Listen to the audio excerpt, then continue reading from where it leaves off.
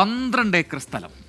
12 acre സ്ഥലത്ത് എന്തായിരിക്കും കൃഷി എന്നായിരിക്കും നിങ്ങളുടെ സ്വാഭാവിക ചിന്ത. എന്നതല്ല, കൃത്രിമമായി അവിടെ ഒരു വനം ഒരുക്കുകയാണ്. അതിന് പിന്നിലെ പ്രകൃതി സ്നേഹിയുണ്ട്. അത് ആരാണ് എന്ന് പരിചയപ്പെടുത്തിയാണ് റൈഡിംഗ് റിപ്പോർട്ടർ. ഇനി മലപ്പുറം തിരൂർ പച്ചാട്ടിരി എന്ന് പറയുന്ന ഒരു സ്വദേശം, അവിടുത്തെ ആൾ നൂർ എന്ന് പറയുന്ന ആ വ്യക്തിയാണ് വർഷങ്ങളെടുത്ത് ഇത്തരത്തിലൊരു കൃത്രിമമായൊരു വനം ഉണ്ടാക്കിയിരിക്കുന്നത്. അപ്പോൾ നമുക്ക് നൂർ ഒരുക്കിയ ആ സ്പെഷ്യൽ വനം ഒന്ന് കാണാം. സമീർ ബിൻ കരീമാണ് അങ്ങോട്ടേക്ക് യാത്ര പോയത്. ആ യാത്ര ഒന്ന് കണ്ടുവരാം. കൃഷി ചെയ്യാൻ ആളെ കിട്ടാത്തതിനാൽ 12 ഏക്കറോളം ഭൂമി തരിശായി കിടക്കുന്നു. ഒരു സുപ്രഭാതത്തിൽ ഒരു മനുഷ്യൻ ഇങ്ങോട്ടേക്ക് ഇറങ്ങുന്നു.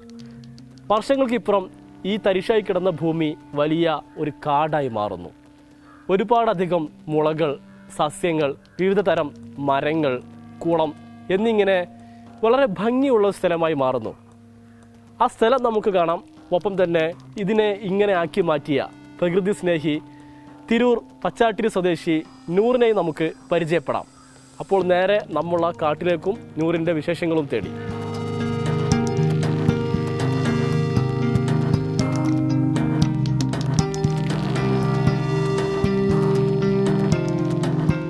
അപ്പോൾ ഇതാണ് നമ്മൾ പറഞ്ഞ ആ കൃത്രിമ വനം. 50-ലധികം മുളകൾ ഇവിടെയുണ്ട്. ഒരുപാടധികം ഔഷധ സസ്യങ്ങളുണ്ട്. ഒപ്പം നിർമ്മിച്ചിരിക്കുന്ന കുളം, അങ്ങനെ ഒരുപാടധികം വൃക്ഷങ്ങളുമെല്ലാം നിറഞ്ഞിരിക്കുന്ന അതിഗംഭീരമായൊരു സ്ഥലമാണ് ഇവിടെ. നമുക്കെല്ലാം കണ്ട് ആസ്വദിക്കാം. കമോൺ.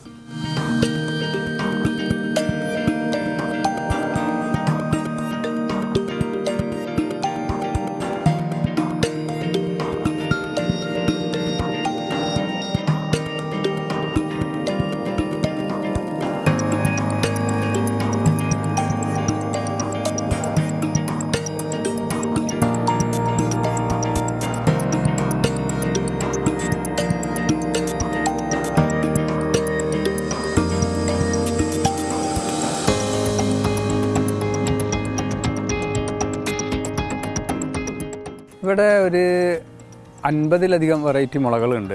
അതൊക്കെ KFRIൻ്റെ കേരള ഫോറസ്റ്റ് റിസർച്ച് സെൻറ്ററിൻ്റെ ഇതിൽ നിന്ന് ഞാൻ ശേഖരിച്ചതാണ്. അവർ തന്നതുകൊണ്ട് ഞാൻ വാങ്ങിച്ചത്. ആദ്യമൊക്കെ കാശ് കൊടുത്ത് വാങ്ങിച്ചിരുന്നു. പിന്നീട് അവിടെ പുതിയൊരു വെറൈറ്റി വന്നു കഴിഞ്ഞാൽ തരും, ഇവിടെ എത്തിച്ചു തരും, അല്ലെങ്കിൽ ഞാൻ പോയി വാങ്ങുക, അങ്ങനെയൊക്കെ ആയിരുന്നു.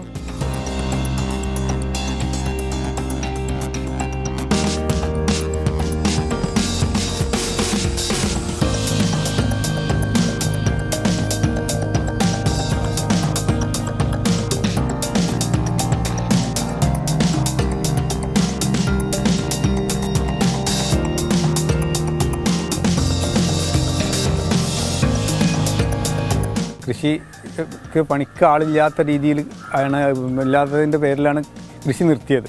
അപ്പോൾ പിന്നെ ഈ പ്രകൃതിനോടുള്ള എൻ്റെ ചെറുപ്പം മുതലുള്ള ഒരു അടങ്ങാത്തൊരു ആവശ്യമുണ്ട്. അത് ഇതിൽ ഒന്നങ്ങോട്ട് പ്രതികരിച്ചെന്ന് മാത്രം.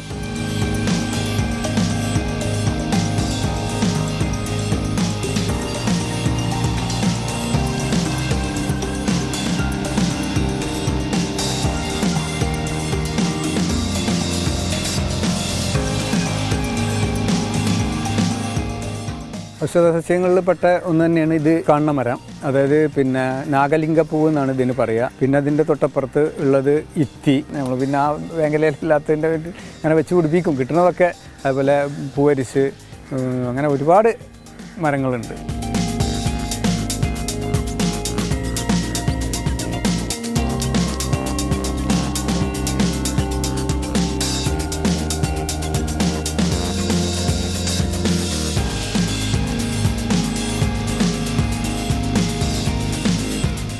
ഈ കുളം ഇവിടെ നിർമ്മിച്ച കുളം തന്നെയാണ്.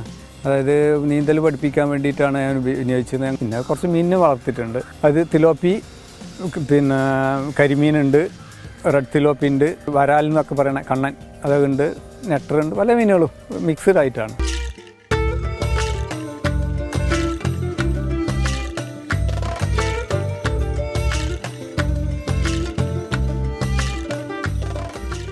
ഈ കാട് മാത്രമല്ല, നൂറിക്കയുടെ വീടും അതിമനോഹരമാണ്. വീടിൻ്റെ ഭൂരിഭാഗം ഭാഗങ്ങളും നിർമ്മിച്ചിരിക്കുന്നത് മരം കൊണ്ടാണ്. അത് സ്വന്തമായി നട്ട് വളർത്തിയ മരങ്ങൾ ഉപയോഗിച്ചാണ് ഈ വീട് നിർമ്മിച്ചിരിക്കുന്നത്. വീടും കൂടെ നമുക്കൊന്ന് കണ്ടു നോക്കാം. വീട് മരം കൊണ്ട് തന്നെയാണ്. അതായത് മനുഷ്യർക്ക് ഉൽപ്പാദിപ്പിക്കപ്പെട്ട പറ്റിയ വസ്തുക്കൾ കൊണ്ടാണ് ശരിക്കും മനുഷ്യൻ വീട് വെക്കേണ്ടത്. പഴയ കാലത്ത് അത് തന്നെയായിരുന്നു. കാരണം മുളയും മരങ്ങളും ഉപയോഗിച്ചിട്ട് തന്നെയായിരുന്നു. ഞാൻ സ്വന്തമായിട്ട് വെച്ച് പിടിപ്പിച്ച മരങ്ങൾ വെട്ടിയിട്ടാണ് ഈ വീട് വെച്ചിട്ടുള്ളത്.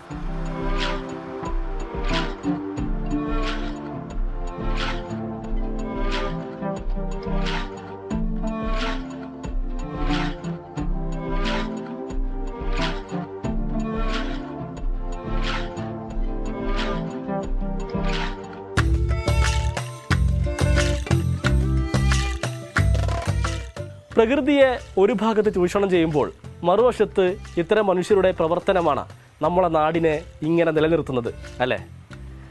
തിരൂരിൽ നിന്നും സമീർ ബിൻ കരീം, 24.